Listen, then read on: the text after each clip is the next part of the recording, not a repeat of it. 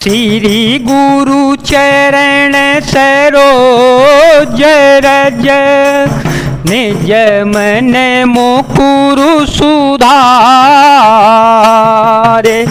बरन रघुबर बिमल यस जो दायक फल चारे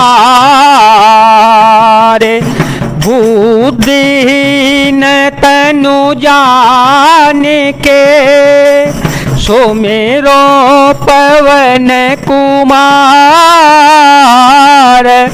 बल बुद्धि विद्या दे हो मोहे हरहु कलेश विकार परिन राजहिनी धनिसी हे तू जान जगदीशो राम राम रटे भोरु किए कहे न मर मुमही सो। राजा को रात भर नींद नहीं आई, इसका कारण जगदीश्वर ही जाने। उन्होंने राम राम रटकर सवेरा कर दिया, परंतु इसका भेद राजा कुछ भी नहीं बतलाते।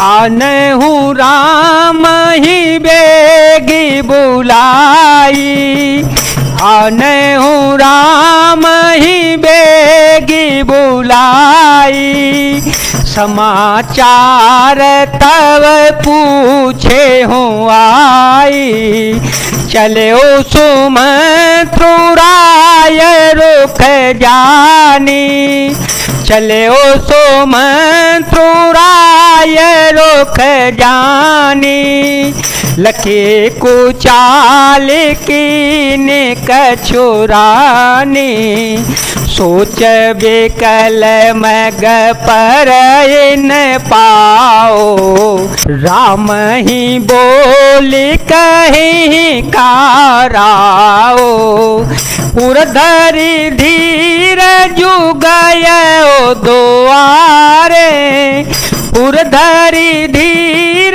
जुगयो दुआरे, पूछें सकल देखी मनु मारे, समाधान करे सो सबही का, गयो जहाँ दिन कर कुल टेका, राम सुमंत ही आवत देखा, राम सुमंत ही आवत देखा, आदरु कीन पिता समलेखा, निरखे बदनो कहे भूप जाए, रघुकुल दीप ही चले ओलेवाए, राम को भांति सचिव संग जाहे, राम को भांति सचिव संग जाहे, देखे लोग जहाँ वेल खाए, मंगल भवन या मंगल हारे, द्रवहो सो दशरथ अजीर विहारे। तुम जल्दी राम को बुलाओ, तुम आकर समाचार पूछना। राजा का रुख जानकर सुमंत्र जी चले गए, समझ गए कि रानी ने कुछ कुचाल की है। सुमंत्र सोच से व्याकुल है, रास्ते पर पैर नहीं पड़ता, आगे बढ़ा नहीं जाता। सोचते हैं राम जी को बुलाकर राजा क्या कहेंगे। किसी तरह हृदय में धीरज धरकर वे द्वार पर गए। सब लोग उनको मनमारे उदास देखकर पूछने लगे। सब लोगों का समाधान करके किसी तरह समझा बुझाकर सुमंत्र वहां गए जहां सूर्यकुल के तिलक श्री रामचंद्र जी थे। श्री राम जी ने सुमंत्र को आते हुए देखा तो पिता के समान समझकर उनका आदर सत्कार किया। श्री राम जी के मुख को देखकर और राजा की आज्ञा को सुनकर रघुकुल के दीपक श्री राम जी को अपने साथ लेवा चले। श्री राम जी के मंत्री के साथ बुरी तरह से बिना किसी लवाजे मये के जा रहे हैं। यह देखकर लोग यहाँ तहाँ विषाद कर रहे हैं। जाई दिखर गुबंस मनि नरपति निपट कुसा जो सहमी परे ओलख सिंहिनी मन हो वृद्ध गजरा जो।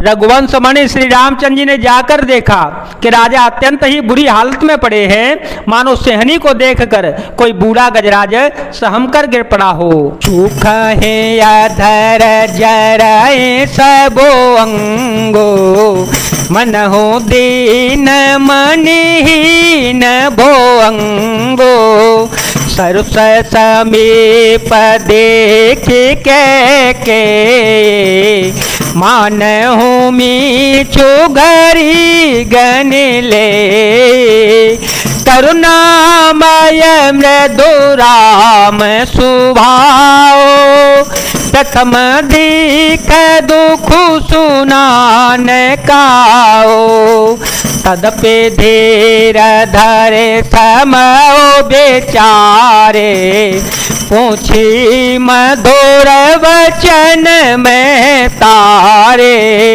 मोहि कहूँ मातु तात दुख कारण मोहि कहूँ मातु तात दुख कारण करिय जतन जेहि होए निवारण सुनहु राम सबो कारणो ए हो राजहि तुम पर बहुत सने हो दिन कहे मोहे दोए बरदाना मांगे ओ जो कछु मोहे सुहाना सो सुनि भय भूप और सोचू छाणे न सकहि तुम्हार सकोचो मंगल भवन या मंगल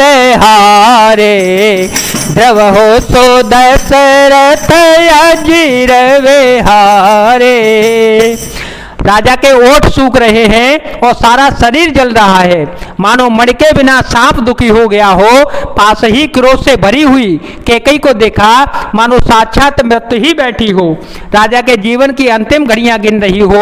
श्री रामचंद्र जी का स्वभाव कोमल और करुणामय है। उन्होंने अपने जीवन में पहली बार यह दुख देखा, उससे पहले कभी उन्होंने दुख सुना भी न था। तो भी समय का विचार करके और हृदय में धीरज धर करके और उन्होंने मीठे वचनों से माता कैकेयी से पूछा, हे माता, मुझे पिताजी के दुख का कारण कहो, ताकि जिससे उसका निवारण हो, दुख दूर हो, वह यत्न किया जावे। कैकेयी ने कहा, हे राम, सुनो, सारा कारण यही है कि राजा का तुम पर बहुत बड़ा स्नेह है। उन्होंने मुझे 2 वरदान देने को कहा था, मुझे जो कुछ अच्छा लगा वही मैंने मांग लिया। उसे सुनकर राजा के हृदय में सोच हो गया, क्योंकि ये तुम्हारा संकोच नहीं छोड़ सकते। सुत सने हुई बचनुत संकट परे नरे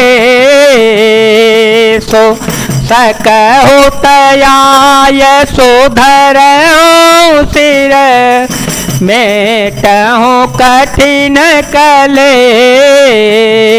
सो राम सिया राम सिया राम सिया राम सिया राम जय जय राम।